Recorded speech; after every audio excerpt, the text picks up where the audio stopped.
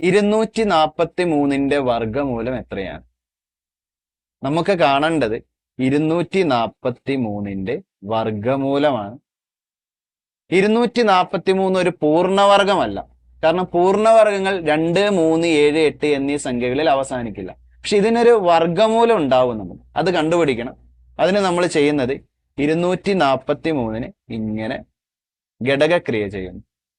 ഇതിനെ 2 കൊണ്ട് ഹരിക്കാൻ പറ്റില്ല, പക്ഷെ 3 കൊണ്ട് പറ്റും. 2ഉം 4ഉം 6ഉം 3ഉം 9. ഓരോ അക്കങ്ങളും കൂട്ടുമ്പോൾ 9 കിട്ടുന്നതുകൊണ്ട് അതിനെ 3 കൊണ്ട് ഹരിക്കാൻ പറ്റും. 24ല് 3 8 തവണ, 3ൽ 1 തവണ 81.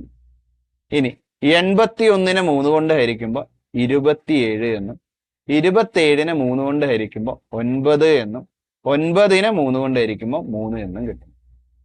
അപ്പൊ നമുക്ക് 243നെ എങ്ങനെ എഴുതാം? സ്ക്വയർ റൂട്ട് ഓഫ് 3 ഗുണം 3 ഗുണം 3 ഗുണം 3 ഗുണം 3. 3നെ 5 തവണ ഗുണിച്ചാൽ നമുക്ക് എന്ത് കിട്ടുന്നു? 243.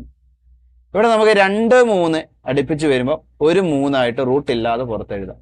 വീണ്ടും 2, 3 വരുമ്പോൾ ഒരു 3 ആയിട്ട് അതിനെ പുറത്തെഴുതാം. പിന്നെ ഒരു 3 ഒറ്റയ്ക്കുണ്ട്, ഒരെണ്ണമായിട്ട് പുറത്തെടുക്കാൻ പറ്റില്ല. അതിനെ നമുക്ക് റൂട്ട് 3 എന്ന് തന്നെ എഴുതാം. സോ 3 ഗുണം 3 9. ഇതിന്റെ വർഗമൂലം നമുക്ക് കിട്ടുന്നത് എത്രയാണ്? 9 റൂട്ട് 3.